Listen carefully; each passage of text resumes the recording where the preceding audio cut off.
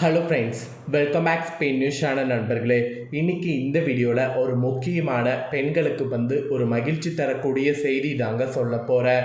Actually பார்த்தீங்கன்னு வச்சுக்கோங்களேன், தமிழகத்தில் மகளிர் உரிமை தொகை திட்டம் அப்படிங்கிறது திமுக அறிமுகப்படுத்தியது.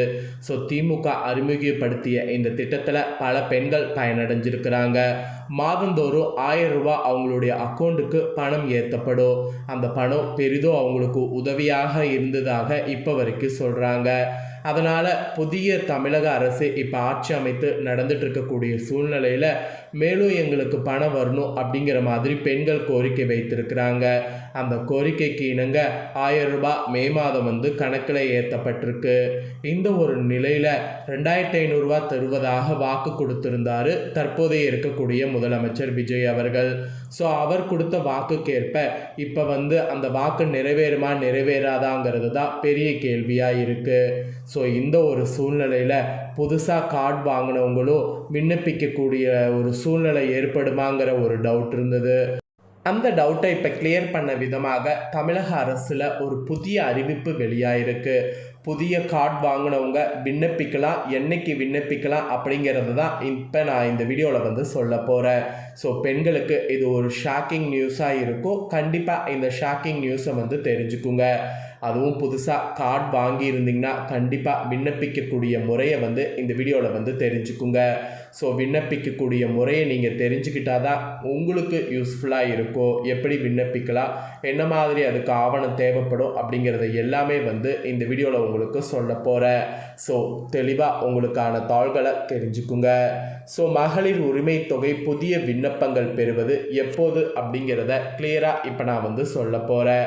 ஸோ தமிழக அரசு வெளியிட்டுள்ள இந்த அறிவிப்பை தெளிவாக இந்த வீடியோவில் தெரிஞ்சுக்குங்க.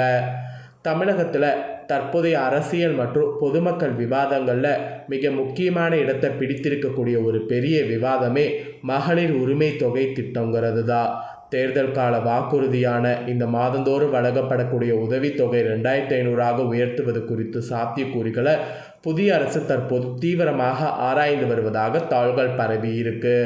இந்த தாள்கள் தமிழக பெண்கள் மத்தியில் ஒரு புதிய நம்பிக்கையும் ஒரு பெரிய எதிர்பார்ப்பையும் ஏற்படுத்தியிருக்கு.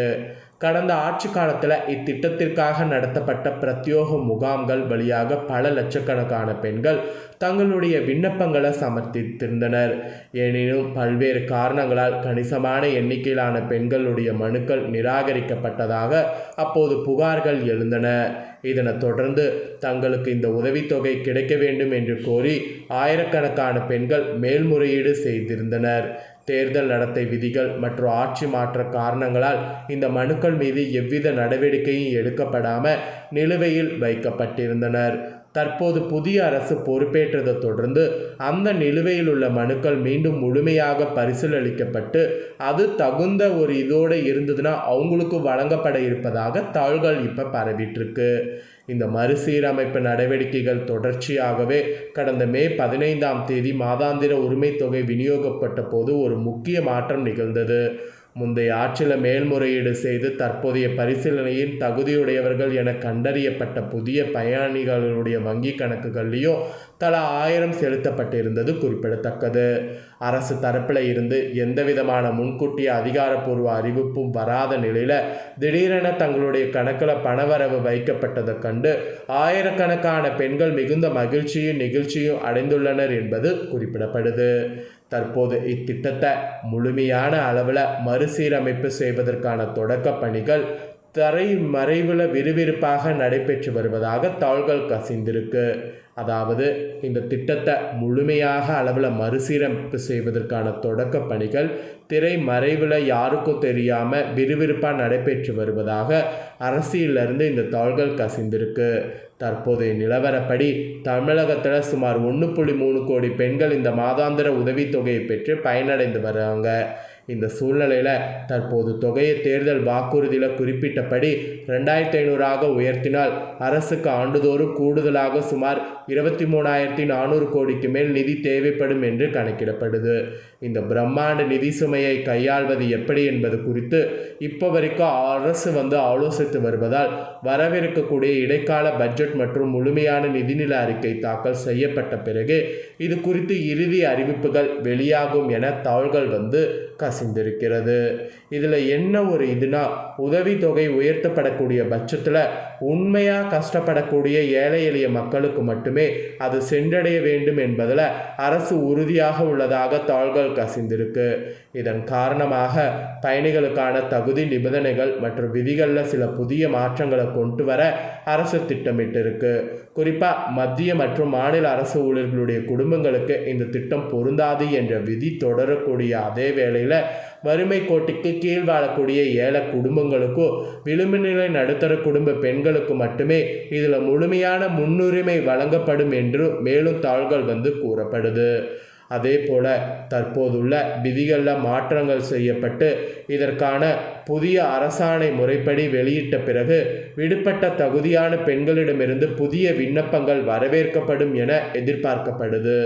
அரசின் தற்போதைய உத்தியோகபூர்வ திட்டமிடல்கள் படி வரக்கூடிய ஜூலை அல்லது ஆகஸ்ட் மாதங்களில் புதிய விண்ணப்பங்களை பெறுவதற்கான சிறப்பு முகாம்கள் அல்லது ஆன்லைன் பதிவுகள் தொடங்கப்படலாம் என்று தலைமை செயலக வட்டாரங்களில் தாள்கள் வெளியாயிருக்கிறது இப்போ தெரிய வந்திருக்கு.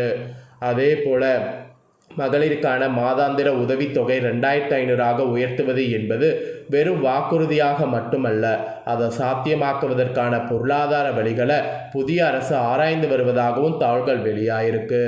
முறையான மறுசீரமைப்பு மற்றும் புதிய தகுதி விதிகள் மூலம் தகுதியான அனைத்து பெண்களுக்கும் இந்த உதவித்தொகை முழுமையாக கொண்டு சேர்க்கப்படும் என்பதே தற்போதைய நிலவரமாக இருக்கிறதாக தாள்கள் கசிந்திருக்கு. இது குறித்து செய்தியாளர்கள் எழுப்பிய கேள்விக்கு தாவேகாவின் முக்கிய நிர்வாகியான செங்கோட்டையன் விரிவான விளக்கம் அளித்துள்ளார். அவர் அளித்துள்ள அந்த விளக்கமும் இப்போ வைரல் ஆயிட்டிருக்கு. செய்தியாளர்களை சந்தித்த செங்கோட்டையன் இந்த திட்டத்தின் தொடக்கம் குறித்து மிக தெளிவாக குறிப்பிட்டார். மகளிருக்கு மாதம் 2500 வழங்கும் திட்டத்தை எந்த தேதியில் எவ்வாறு தொடங்க வேண்டும் என்பதை தமிழக முதலமைச்சர் விஜய் தன் இறுதி வரைக்கும் செய்வார் என்று அவர் கூறியிருக்கிறார். கட்சியின் தலைவராகவும் தற்போதைய முதல்வராகவும் இருக்கக்கூடிய விஜய் மக்களின் தேவைகளையும் மாநிலத்தின் சூழலையும் நன்கு அறிந்தவர் என்பதால் சரியான நேரத்தில் இதற்கான அறிவிப்பை அவரே வெளியிடுவார் என்று அவர் சுட்டிக்காட்டியிருக்கிறார்.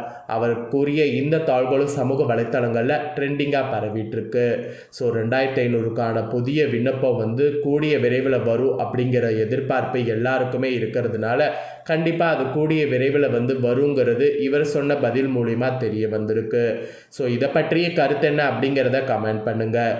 இதே போல் 2500 பெறுவது உங்களுக்கு எந்த அளவுக்கு யூஸ்ஃபுல்லாக இருக்கும் அப்படிங்கிறதையும் கமெண்ட் பண்ணுங்கள். இதே போல் அப்டேட்டான நியூஸ் நம்ம சேனலில் உடனுக்குடனே வரும். அதை எல்லாமே உடனுக்குடனே தெரிந்து கொள்ள மறக்காமல் நம்ம சேனலை சப்ஸ்கிரைப் பண்ணுங்கள். கூட பெல் பண்ண ப்ரெஸ் பண்ணுங்கள். ஃபஸ்ட் டைம் பார்க்குறவங்க சப்ஸ்கிரைப் பண்ணி பெல் பண்ண ப்ரெஸ் பண்ணிட்டீங்கன்னா இனி நான் போகிற மற்ற அப்டேட்டான எல்லா வீடியோஸும் உடனுக்குடனே தெரிந்து கொள்ளலாம். ஸோ மறக்காமல் பண்ணுங்கள். நெக்ஸ்ட்டு இதே போல் சுவாரஸ்யமாக வேறொரு நியூஸ் வீடியோவில் உங்களை சந்திக்கிறேன்.